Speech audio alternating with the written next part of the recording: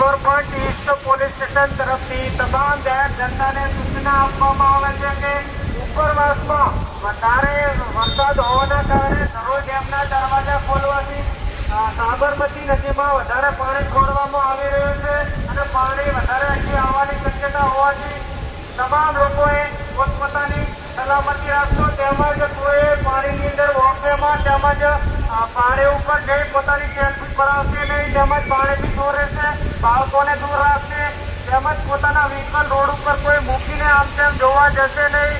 તમામને સૂચના આપવામાં આવે છે કે પોતે પોતાની સલામતી તેમજ સુરક્ષા રાખે.